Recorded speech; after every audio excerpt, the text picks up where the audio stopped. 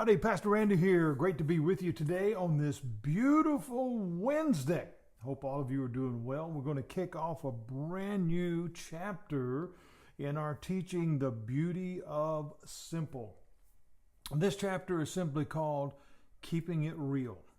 You'll find in the description of this video, the link to the book, because this is coming from the book, The Beauty of Simple.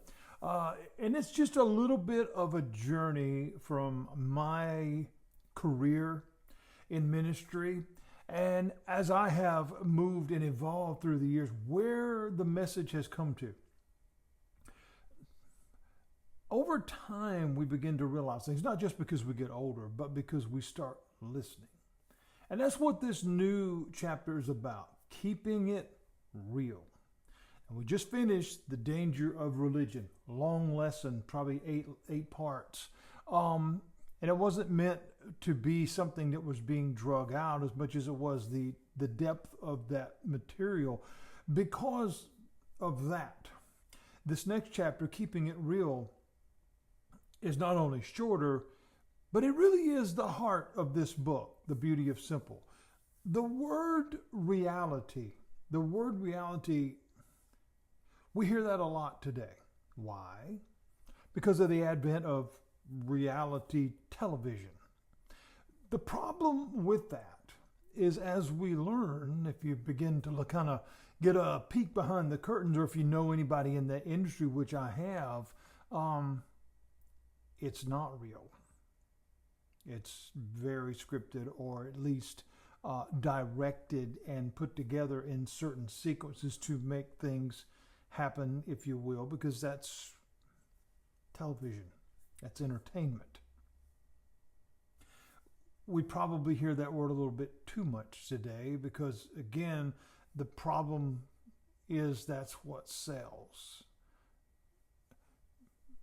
But the issue is when what is being sold is not true. It's almost like this new thing now, we're going to 3D print food. Well, that's not real. That's not real chicken or real beef or real whatever. If someone were to actually eat that, that's some chemical component. Who knows what that is, but it's being sold as food, but it's actually not. It's consumable, but is it good for you? We hear stuff all the time that is listenable, that is tolerable, but is it good for you? Keeping it real. How does this apply to our daily walk? How does this apply to our relationship with Christ? Well, that's what we're going to be looking at in this chapter, because in the midst, if you will, of all the phony and nonsense and foolishness that surrounds us, what happens oftentimes is it causes a distraction. What happens in a distraction? You don't see what's important. And in the case of this, you begin to miss out and not see the genuine love and the true goodness of God.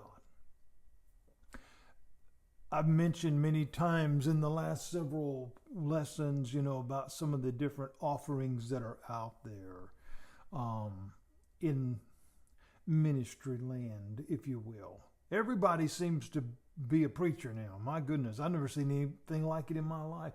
And I guess I'm one of many. But where I want to differentiate myself is I don't overload you with scripture. We will intertwine it into what we're doing. But rather, where I want your focus to be is, what does it mean? How does it apply to my life? It's like an instruction.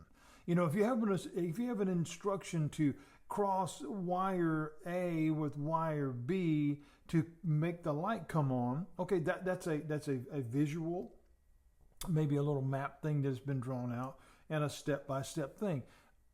Well, I have that information, but maybe it doesn't make sense. I have that information available to me, but maybe I don't know how to do it.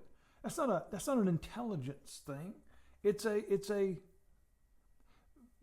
There's a story in the Bible of a man sitting reading Scripture. Another man is called to go to him. And he asked him, he said, "Do you know what you're reading?" And the gentleman's response was, "How can I if no one will tell me?" That's what we do. That's what we do here at Making It Simple. What does this mean? The one thing you won't find here from Pastor Andy, I don't scream, I don't rant and rail, I don't make predictions, I don't condemn. That is not because some things are not condemnable, because they are. Some actions are horrifying. But that also includes many of these that speak, and in the ways that they speak. There's this one gentleman that I've seen recently, and for whatever reason he's become, I don't want to say popular in a good way, but for whatever reason he gets in your feeds, he gets in your reels and whatever, and you just see him. I cannot imagine sitting there and listening to this person. I can't. Because I'm not a person that likes to be screamed at to start with. I could not imagine sitting there being called name after name after name and being told how horrible I am. I'm just not going to listen to that, because that's not what Jesus did. We're going to keep it real.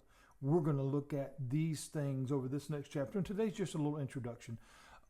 What did he do and how did he do it? And even if there was a measure of correction that was needed, even if there was a stern message that was needed, how did he do it? How did he talk to people?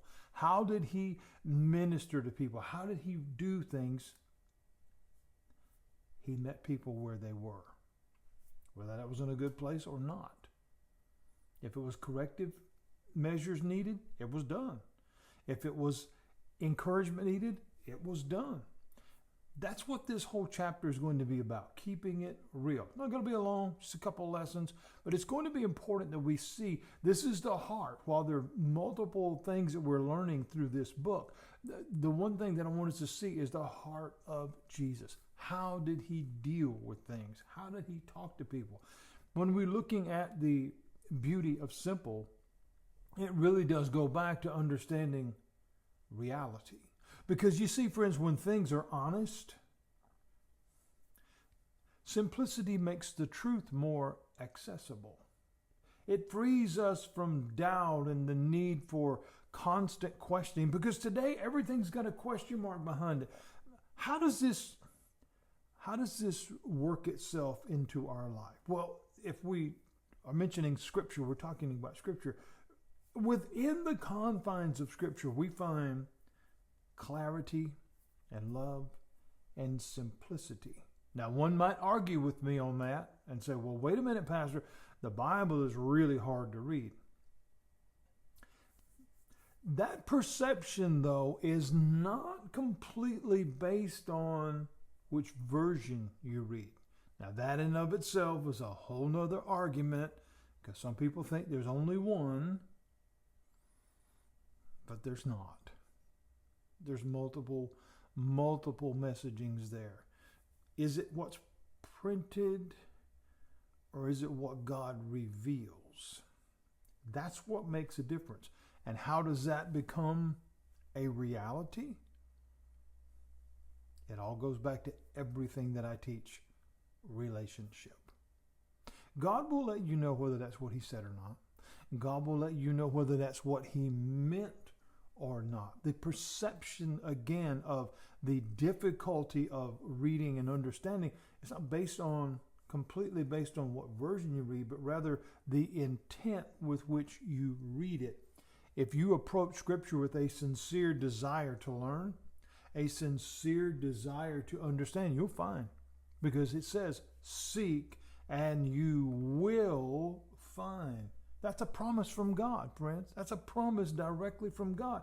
He allows us to hear his message if we're willing to listen. That's where everything begins to change. When we begin to look at the life and the ministry of Christ, again, he met people where they were, not where they would get, because they weren't there yet. He met them where they were, whatever their challenges were. Maybe they weren't in a good place in life. Maybe they thought they were in a good place in life, but they weren't They weren't helping others as they were designed to help. That's where the Pharisees and Jesus would clash, not just over faith matters and scriptural matters, biblical matters. No, it was over, you have an opportunity to be a blessing. You have an opportunity to show people the things of God, and you're not doing that. So he had to change some things. He had to correct some things. Of course, he knew what that was going to cost him, but he did that for me and you. When Jesus meets you where you are, will the answer always be what you wanted or what you expected? No, but it'll always be what you need. Jesus kept it real, and we're going to do the same thing right here. And making it simple, the beauty of simple, keeping it real. Lord willing, I'll be back with you tomorrow for the first lesson in this new chapter. God bless you.